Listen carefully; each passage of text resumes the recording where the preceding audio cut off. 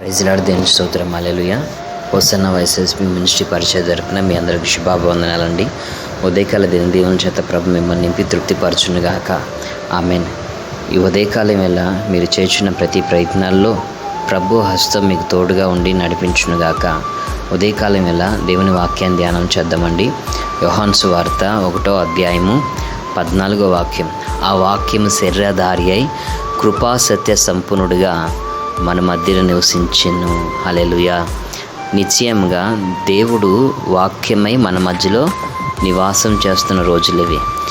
ఈ వాక్యమైన దేవుడు మన యొద్దగా రాకమునుపు ఎక్కడున్నారు అంటే ఆదియందు వాక్యముండెను అనేసి యోహాను సువార్త 1వ అధ్యాయం 1వ వాక్యంలో మనం చూస్తారండి. ఆదియందు వాక్యముండెను, వాక్యం దేవుని యొద్ద ఉండెను, వాక్యము దేవుడై ఉండెను అనేసి ఇక్కడ రాయబడి ఉంది. అంటే వాక్యము దేవుని యొద్ద ఉంది, ఆ వాక్యమే దేవుడు. ఇప్పుడు దేవుని యొద్ద ఉన్న వాక్యము బైబిల్ గ్రంథం రూపంలో మన చేతిలో ఉంటుంది. బైబిల్ గ్రంథంలో ఉన్న రూపంలో ఉన్న వాక్యము మన చేతికి ఎందుకు ఇవ్వబడిందయ్యా అంటే దావీదు అంటారు, నీ వాక్యం నన్ను బ్రతికిస్తున్నది, నా బాధలు ఇదే నాకు నెమ్మదిని కలిగించుచున్నది అంటారండి.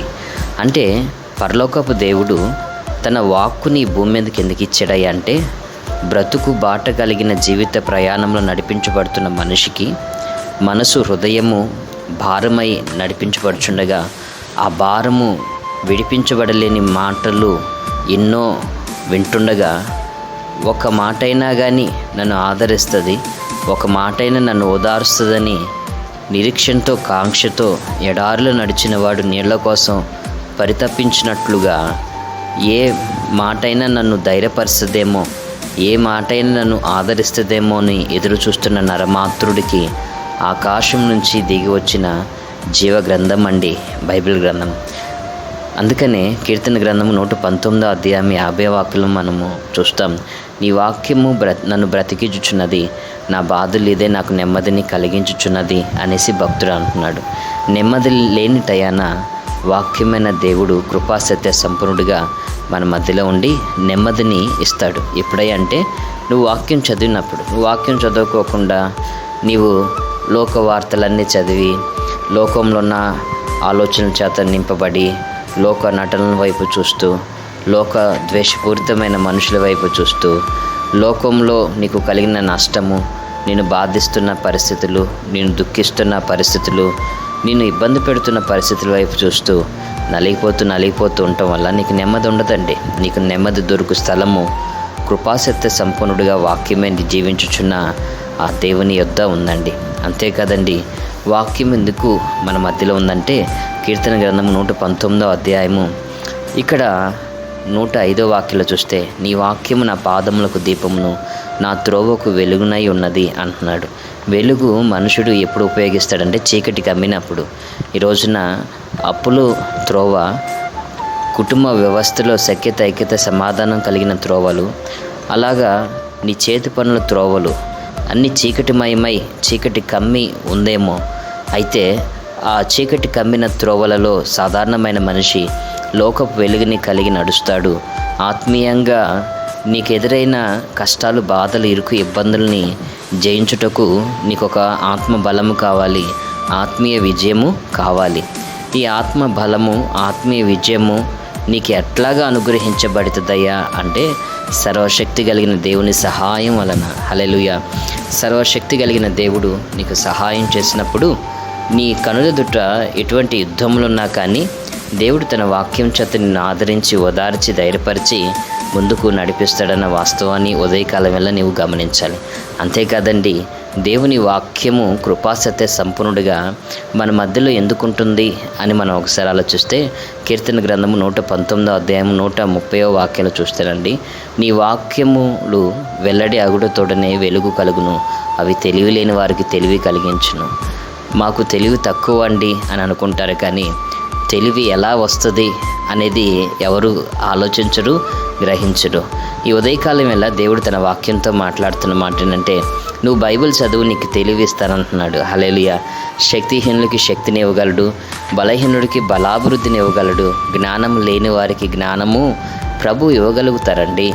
అయితే నీకు తెలివి కావాలి అన్నట్లయితే దేవుని వాక్యము నీ మదిలో నీ మనస్సులో ఉన్నప్పుడు ఆ వాక్యము ద్వారా నువ్వు బలపరచబడతావు, వాక్యం చేత నువ్వు స్థిరపరచబడతావు. అంతేకాదండి, కీర్తన గ్రంథము 119వ అధ్యాయము 133వ వాక్యలు చూస్తే, నీ వాక్యమును బట్టి నా అడుగులు స్థిరపరచుము, ఏ పాపము నన్ను ఎలనీయమకు అనేసి అంటున్నాడండి. అంటే వాక్యముతో నా జీవిత అడుగులు స్థిరపరచయ్యా అనేసి ఇక్కడ భక్తుడు కోరుతున్నాడు.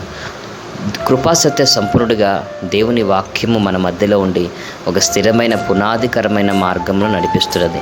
అంతేకాదండి, కీర్తన గ్రంథము 119వ అధ్యాయము ఇక్కడ మరి తెల్లగా 9వ వాక్యలు చూస్తే, యవనస్తుడు దేని చేత తన నడకని శుద్ధి చేసుకుందరు, నీ వాక్యమును బట్టి దానిని జాగ్రత్తగా చూచుకుంటే కదా అనేసి ఇక్కడ రాయబడి ఉందండి.